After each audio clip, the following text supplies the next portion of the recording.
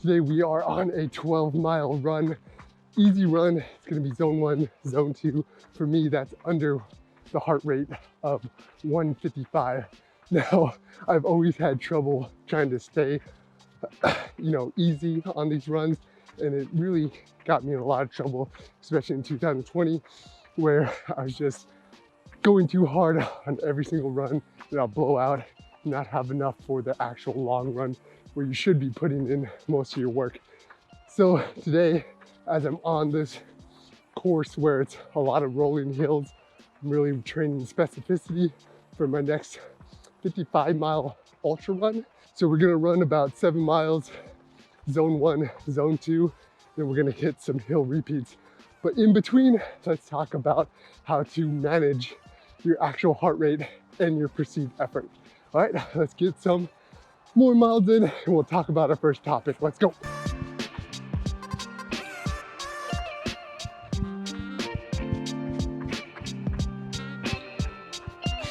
Number one, and this is definitely something that I have to lean on just because I am so stubborn. I like to chase people down. I like to bomb up hills and everything like that. Number one is definitely devices, smart devices. So what I'm using is my Garmin 935 and also a Wahoo strap to manage and track my actual heart rate in real time. Now, I set a heart rate limit of 155 on my heart rate on my watch. So anytime I go above that 155, I get beeped, and then I have to make sure that I pull it back instead of trying to charge my way up. If you can't tell right now by my breathing that I should be lowering my pace. Actually, I'm going up an incline and I'm starting to put a little bit more extra work in because I'm trying to maintain my pace. So with those devices, I'll get that alert, make sure that I pull back and stay in that zone 1, zone 2 actual limit for this run, so I can build that base and build that strength.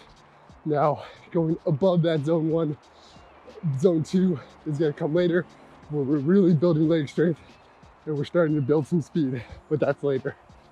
So another really good tip with these watches is hiding your pace. So if you're a knucklehead like me, I look at my watch way too much. And on these easy day runs, I actually go into the data fields and make sure that I can't see my pace. So when I'm going uphill, I'm not trying to keep on that average pace. I'm not trying to, lower it or do anything crazy like that. Out of sight, out of mind. Go by the perceived effort or your heart rate instead.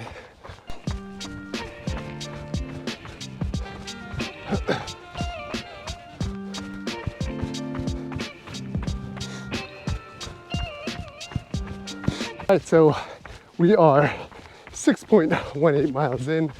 That leads us to topic number 2, and it's a complete contradiction of the last one, which was devices, and that is being mindful and going off of perceived effort. So I used to do this a lot before I started working with the coach, and I would just go out and run with absolutely zero technology. No cell phone, no watch, no nothing. Just go out and run and really listen to my body. So if I started feeling like I was running a little bit too fast, I'd back off, making sure that zone 1, zone 2 is that nice conversational pace like we're doing right now. Zone 3 would be shorter sentences, but you can still get it out. And then zone 4, zone 5 would be pretty much just like 1 or 2 words. Like, let's keep going. And then you just keep going. So that's how you really get to know how your body is reacting to different terrains and how fast you're running, what pace you're running. Just once again, do your research, do your map recon, make sure you know how much you're running so then you can properly log it. And you're not running short or you're not running long, but you're still making sure that you're paying attention to your body. Another thing about running without technology is it is really good for your mental health. Just being alone, No music, no podcast, no nothing. Being alone in your thoughts, working out whatever you have going on in your mind, or just focusing on a single task, and that's getting that run done. So I strongly recommend it. Go find a nice trail, go out for a nice run, and be alone with yourself or with your family, and really get consumed in nature. It's awesome. All right, so we're going on to our second iteration, starting to work our way uphill. So we're going to talk about our topic number 3, or tip number 3, and that is definitely running with a friend. Now, I just moved up to New Hampshire, so I don't have any running buddies up here yet, but I definitely have to find a local running group that I can utilize so I can have that nice conversational pace and not have to worry too much about it. Now, for me, I have been taking this GoPro and talking to myself quite a bit, so that actually helps me stay at that lower heart rate, at that lower zone. So definitely recommend finding a good buddy that you can do your runs with. They'll keep you true to your pace and not allow you to push yourself, or allow you to push yourself when you really need to. But finding that group, finding that community is so important in so many ways. Bonus tip is breathing. Learn how to control your breath. This is one thing I was big on in the military. You control your breathing. You control your breathing. You control your heart. You control your body. I'd be running, yelling at my privates to breathe, breathe, control your breath.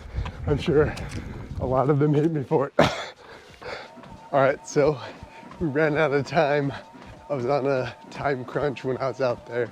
Wanted to try to sneak it in, but ran out of time. It's a lot later in the day. Had to take care of what I had to take care of, and now it is about 9:30, trying to get in these last couple miles. There we have it. The 12-mile easy run is complete. When I was out there, I had to cut it short, but I wanted to make sure that I got my hill work in, just because I wanted both the climbing and declining. Unfortunately, I don't have a treadmill that is super fancy that I can do some declining, so I had to make sure I got it in. Did what I had to do, went and picked up the babies, and then late at night had to finish up 2 to 3 miles on the treadmill, but got it in, got it working. Sorry if this video is a little fragmented. I wanted to put in a little bit more information when I was out on the trail, get some good B-roll, put some pretty shots in there, but as I said, ran out of time. Just to wrap up, those are the 3 things that has really helped me stay in that zone 1, zone 2 range, making sure my easy runs are easy and that I have enough energy for those workouts and for those long runs where I'm going to be putting in a lot of effort and a lot of work. So starting with number 1 is leaning on these devices, setting up limits or whatever you have to do with either the chest strap and the watch, or in a combination of the two, has really helped me be able to track my heart rate in real time and make sure that I'm not pushing into that threshold range, even when I'm doing some of those hill repeats, going higher and higher into zone 4 or zone 5, making sure that I stay at that easy heart rate, that conversational pace, just because sometimes, especially when I'm running on trails with other people, I start chasing people down, or if I see a nice incline, I just want to see how fast I can actually get up it so it's over with. But that is not good for an easy run because you end up blowing out. So number 2 is running on perceived effort. So it's kind of a So number 2 is running on perceived effort.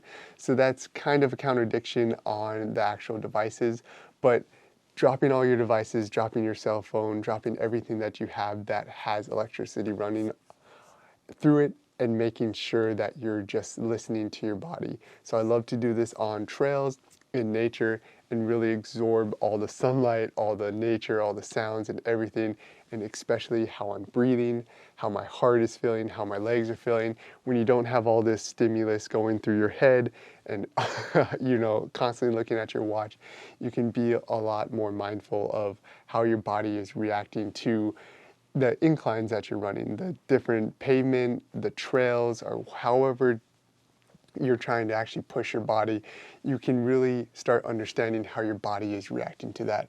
So just giving yourself a couple runs, or maybe one run a week, just to drop everything and start understanding and start listening to your body.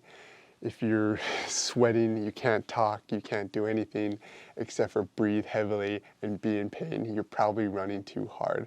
So once again, zone 1, zone 2 is that nice conversational pace. So you're running, and you're going to be able to have a nice conversation, tell a story to somebody. Zone 3, zone 4, the bottom half of zone 4 is going to be really short sentences. So you can give direction, you can still talk a little bit, but you're at your threshold pace, and talking will be a lot more labor intensive.